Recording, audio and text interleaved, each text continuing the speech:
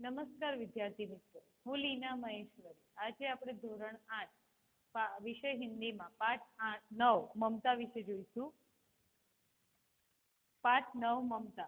जयशंकर प्रसाद. एना लेखक कौन थे? जयशंकर प्रसाद. जयशंकर प्रसाद का जन्म 30/1/1889 में वाराणसी में हुआ. प्रसाद जी मूलत कवि हैं. उन्होंने नाटक, कहानियां, निबंध और उपन्यास भी लिखे हैं. उनकी रचनाओं में मुख्य रूप से भारत की ऐतिहासिक संस्कृति की झलक मिलती है. उनके प्रमुख नाटक हैं चंद्रगुप्त, स्कंदगुप्त, भूस्वामिनी, कामयानी. उनका सुप्रसिद्ध महाकाव्य है.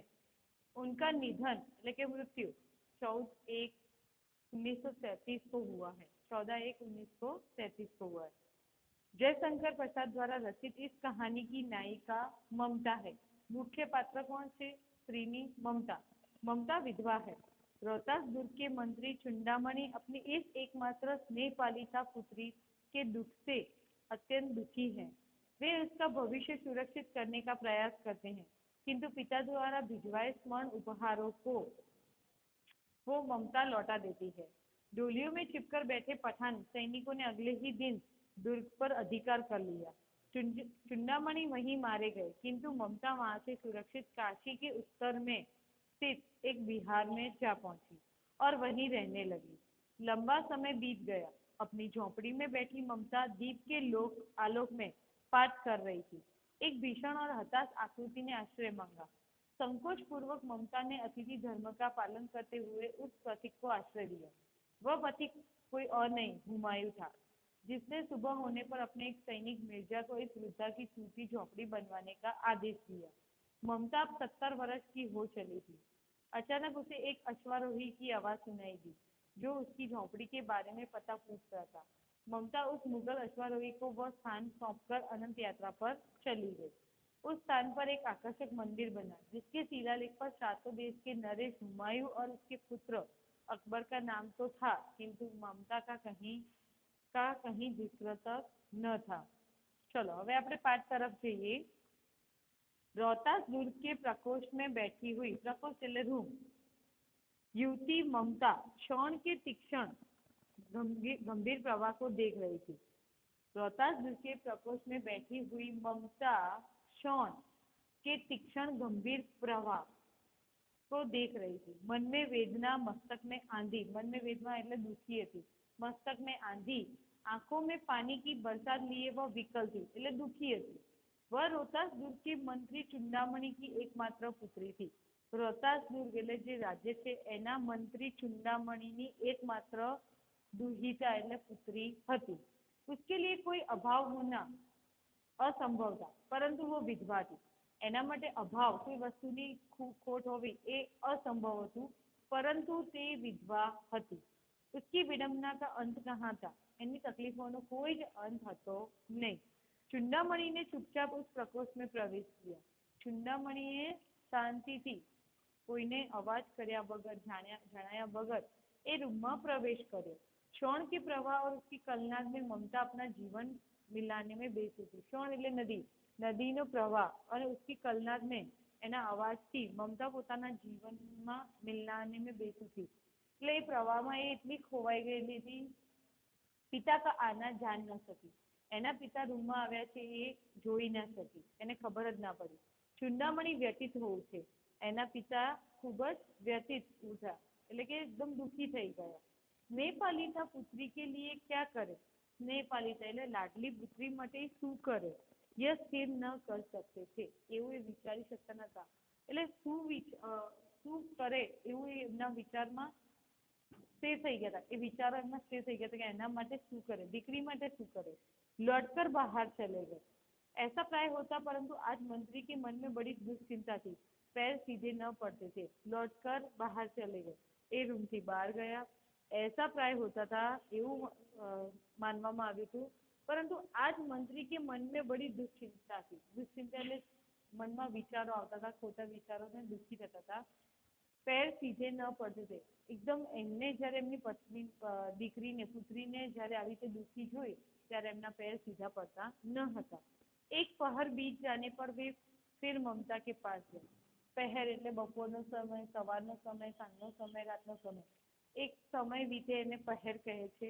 એક પહર બીત જાને પર વે મમતા કે પાસ ગए. ફરીથી એના દીકરી પાસે ગયા કે અહીંયા બાપ અને દીકરી છે એટલે બાપને દીકરીનું દુઃખ જોઈને જવાતું નથી. उस समय उनके पीछे 10 सेवक चांदी के बड़े थालों में कुछ लिए खड़े थे. આ વખતે એમની સાથે 10 સૈનિક મોટા ચાંદીના થાળમાં કંઈક લઈને ઊભા હતા. कितने ही मनुष्य के पद शब्द सुन ममता ने घूमकर देखा. कितने ही मनुष्य એટલે કે 10 સૈનિકના પગનો અવાજ સાંભળીને મનુષ્યએ પાછળ સોરી મનુષ્યના 10 સિપાહીઓના પગના અવાજ સાંભળીને મમતાએ ફરીને પાછળ જોયું. मंत्री ने सब थालों को रखने का संकेत दिया. अनुचर थाल रखकर चले गए.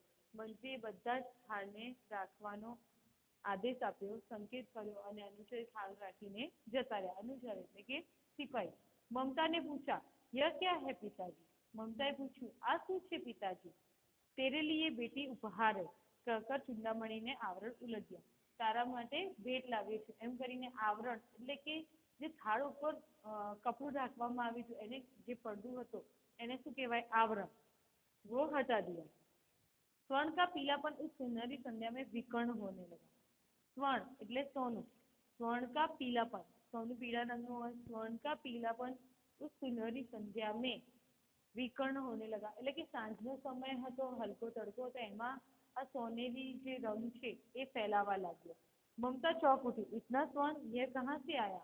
આટલું બધું સોનું આ ક્યાંથી આવ્યું? એ ચોંકી ગઈ. चुप रहो ममता ये तुम्हारे लिए. તું ચૂપ થઈ જા, આ બધું તારા માટે છે. તો કે આપને શત્રુ को उत्कोच स्वीकार कर लिया. તો શું તમે શત્રુનો ઉત્કોચ એટલે કે રિશ્વત, લાંચ, ઘૂસ આ બધું તમે સ્વીકાર કર્યું છે? પિતાજી એ અનર્થ है अर्थ नहीं. पिताजी आ तो अनर्थ कहवाय, आ खोटू है, साचू नहीं. लौटा दीजिए पिताजी, हम लोग ब्राह्मण हैं. इतना सोना लेकर क्या करेंगे? लौटा दीजिए पिताजी એટલે કે આને પાછું આપી દો. આપણે બ્રાહ્મણ છીએ, આપણે આટલા બધા સોનાને શું કરીશું? इस पतोन्मुख प्राचीन सामंत वंश का अंत समीप है बेटी. એટલે કે આ રાજ્યનું જે આ પતોન્મુખ પ્રાચીન સામંત વંશ જે છે એનું અંત હવે નજીક છે. किसी भी दिन शेरशाह रोहतास दुर्ग पर अधिकार कर सकता है. उस दिन मंत्री तत्व न रहेगा तब के लिए बेटी. કોઈ પણ સમય શેરશાહ આ રોહતાસ દુર્ગ ઉપર આક્રમણ કરશે ને ત્યારે આ રોહતાસ દુર્ગ રહેશે નહીં. એ સમય આપણા માટે. हे भगवान विपत के लिए इतना आयोजन. हे भगवान विपत એટલે કે તકલીફ માટે આટલું બધું આયોજન.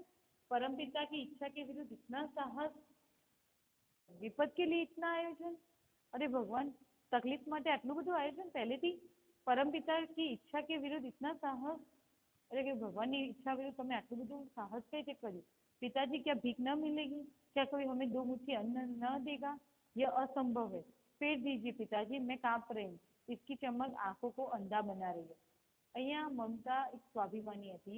એ કહે છે કે ભવિષ્યની તકલીફ માટે અત્યારથી આપણે આવું કરવાનું છે અને એ બી ભગવાનના વિરુદ્ધ જઈને કે कोई हमें भीख नहीं देगा, हम मुझे अन्न नहीं देगा કે અહીંયાથી બધું આ લઈ જાઓ. આનું જે ચમક છે મારા આંખોને શું બનાવી રહી છે? આંધળી બનાવી રહી છે. મૂર્ખ है कहकर ચુંડામણી चले गए. कि तू मूर्ख છે એમ કહીને એના પિતા ત્યાંથી જતા રહ્યા. दूसरे दिन जब डोलियों का तांता आ रहा था, मंत्री चुंडामणि का हृदय धक धक करने लगा. वे अपने को रोक न सके. उन्होंने जाकर रोहतास दुर्ग के तोरण पर डोलियों का आवरण खुलवाना चाहा. पठानों ने कहा, यह महिलाओं का अपमान करना है. बीजा દિવસે ડોલીઓનું તાંતો એટલે કે ડોલીઓની આખી બરાત આવી રહી હતી. મંત્રી ચુંડામણી ખૂબ જ ડરી રહ્યા હતા. वे अपने को रोकी ना सके અને રોહતાસ દુર્ગના તોરણ પર એટલે કે બારણે જઈને એમણે શું કર્યું? ડોલીનું આવરણ પડદા હટાવવાની કોશિશ કરી. ત્યારે પઠાણों ने कहा, यह महिलाओं का अपमान करना है. बात बढ़ गई, तलवारें खींची, मंत्री वहीं मारे गए. बात बढ़ी, આ વાત વધવા લાગી, તલવારો आई એટલે કે બંને વચ્ચે યુદ્ધ છેડાયું. ત્યાં મંત્રી માર્યા ગયા. રાજા રાની और कोच सब छल्ली शेरशाह के हाथ पड़े. રાજા રાની અને કોચ એટલે કે જે આખા સૈનિક હતા રાજ્યના એ બધા જ શેરશાહથી ઘાયલ થયેલા હતા. निकल गई ममता, डोली में भरे हुए पठान सैनिक दूर भर में फैल गए, परंतु ममता न मिली.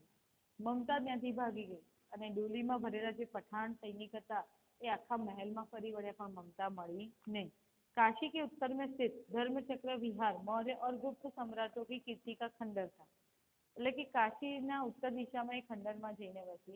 खंडर शिखरों वाले भवन पूर्ण गुलमों से ढके हुए प्राचीन और ईंटों के ढेर में बिखरी हुई भारतीय शिल्प की विभूति ग्रीष्म की चंद्रिका में स्वयं को शीतल कर रही थी। जहाँ गौतम का उपदेश ग्रहण करने के लिए पंचवर्गीय भिक्षु पहले मिले थे, उसी स्तूप के भग्नावशेष की मिलन छाया में एक झोपड़ी में दीपलोक में एक स्त्री पाठ कर रही थी।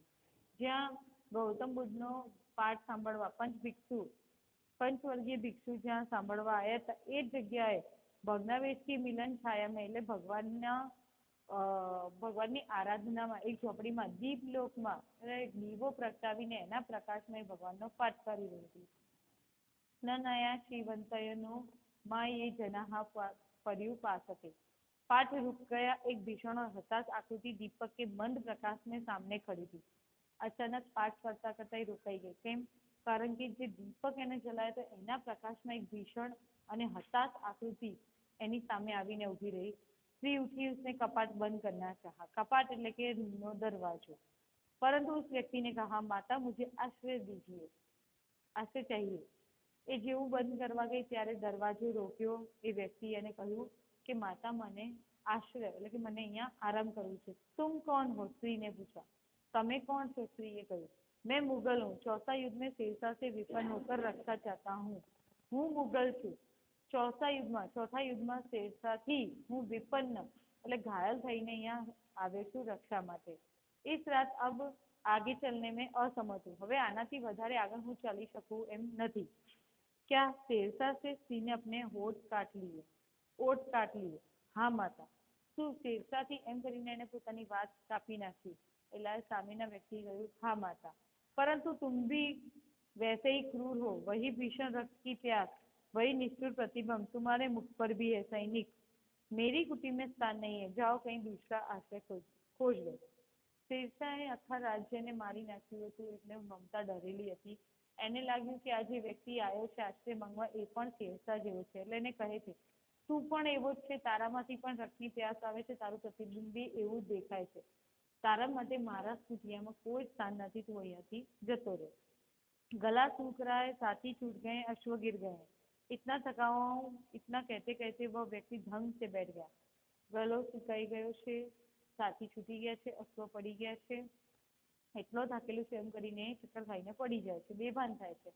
उसके सामने पूरा ब्रह्मांड घूमने लगा। स्त्री ने सोचा ये विपत्ति कहाँ से आई। उसने जल दिया, मुगल के प्राणों की रक्षा हुई। वह सोचने लगी कि ये सब दया के पात्र नहीं है। मेरे पिता का वध करने वाले आतताई घृणा से उसका मन विरक्त हो गया। एने पानी पाયું અને એનો જીવ આવ્યો। એ વિચારવા લાગી, આ બધા દયાને પાત્ર નથી, મારા પિતાનો વધ કરવા વાળા છે, एकदम राक्षसी से घृणा से उसका मन विरक्त हो गया। एकदम एना प्रत्ये नफरत थई અને दुखी थवा लगी। स्वस्थ होकर मुगल ने कहा, माता तो फिर मैं यहाँ से चला जाऊँ। स्वस्थ થઈ ગયું એટલે કે ठीक છે माता, હવે હું અહીંયાથી જાઉં છું। स्त्री विचार कर रही थी, मैं ब्राह्मणी हूँ, मुझे तो अपना धर्म अतिथि देवों के सत्कार का पालन करना चाहिए, परंतु यहाँ नहीं, ये सब दया के पात्र नहीं है। परंतु ये तो दया तो नहीं, कर्तव्य करना है।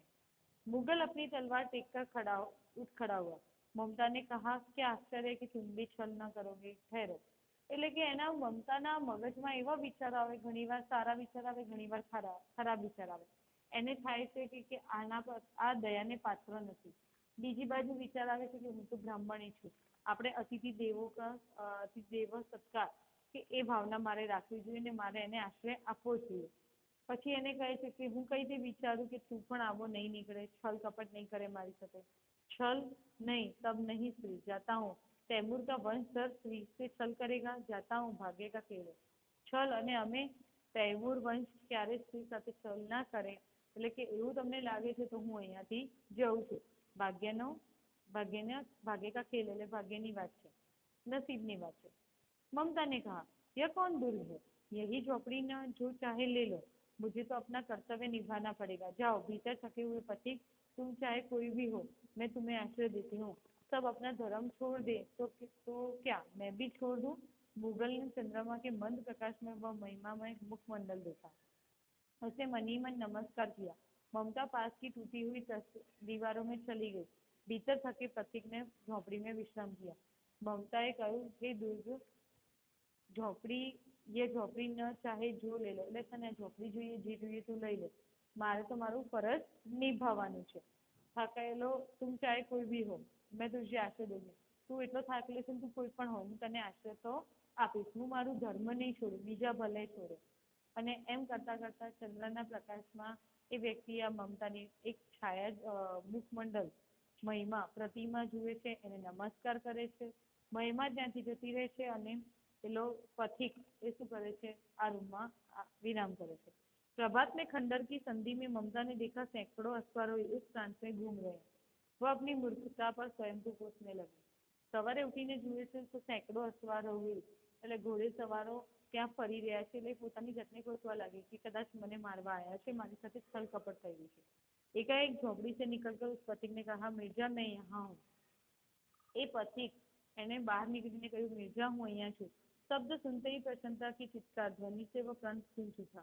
ममता अधिक भयभीत हुई।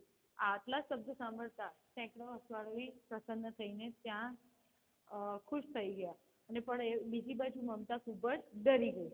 पथिक ने कहा, वह स्त्री कहाँ है, उसे खोज निकालो। ममता छिपने के लिए अधिक सचेत हुई। એ પથિકે કહ્યું, એની સ્ત્રી ક્યાં છે જેને મને આશ્રય આપ્યો છે, પણ એવું એને સ્પષ્ટ ના કર્યું એટલે કે સ્ત્રી ક્યાં છે એને ગોતી નિકાળો, એને શોધી નિકાળો। ममता छिपने के लिए अधिक सचेत हुई। ममता फरीथी छुपवा માટે एकदम सचेत થઈ गई। वो वृद्धाओं में चली गई। दिन भर उसमें से न निकली। संध्या हो गई। वे लोग जाने लगे। ममता ने सुना पथिक घोड़े पर सवार होते हुए कह रहा था, मिर्जा, उस स्त्री को मैं कुछ दे न सका, उसका घर बनवा देना, क्योंकि मैंने विपत्ति में यहाँ विश्राम पाया था। यह स्थान भूलना मत। इसके बाद वे वहाँ से चले गए। मिर्जा ने जता जता એ પથિકે કહ્યું કે સ્ત્રીને કશું જ આપી નહીં શક્યો, એ સ્ત્રીએ મને તકલીફના સમયમાં આશ્રય આપ્યો હતો, અહીંયા વિશ્રામ કરવા માટે આપી દઉં, એટલે આ સ્થાન ભૂલતો નહીં, અહીંયા એના માટે ઘર બનાવી દેજો। चौसा के मुगल पठान युद्ध को बहुत दिन बीत गए। ममता अब 70 वर्ष की वृद्धा हो गई। एक दिन वहाँ अपनी झोपड़ी में पड़ी थी। शीतकाल का प्रभाव था, ठंडी न समय હતો। उसका जीर्ण कंकाल खांसी से गूंज रहा था। એનું જે શરીર છે એકદમ એનું જે उसका जीर्ण कंकाल खांसी से गूंज रहा था, એટલે એનું જે શરીર છે એકદમ નકામું થઈ ગયું હતું અને ખાંસીથી ખાંસી કહી રહી હતી। ममता की सेवा के लिए गांव की 2-3 स्त्रियां घर घेर कर बैठी थी। ममता इतनी वृद्ध थी कि एकदम नाजुक હતી। ममता की सेवा के लिए गांव की 2-3 स्त्रियां એટલે કે એનામાં કોઈ તાકાત જ નથી, એટલે ગામની 2-3 સ્ત્રીઓ એને આજુબાજુ ઘેરીને બેઠી હતી। क्योंकि ममता आजीवन सबके सुख दुख की सहभागिनी रही थी। ममता જ્યારે પણ જીવી હતી ત્યારે બધાની સુખ દુઃખની ભાગીની રહી थी। ममता ने जल पीना चाहा। एक स्त्री ने सीपी से जल पिलाया। ममता ने पानी पीવું तो एक स्त्रीએ તેને પાણી પીવડાવ્યું। सहसा एक अश्वारोही उसी झोपड़ी के द्वार पर दिखाई पड़ा। अचानक एक अश्वारोही एक झोपड़ीના द्वार पर दरवाजा पर આવી પડ્યો। वह अपनी धुन में कहने लगा, मिर्जा ने जो चित्र बनाकर दिया है वो तो इसी जगह का होना चाहिए।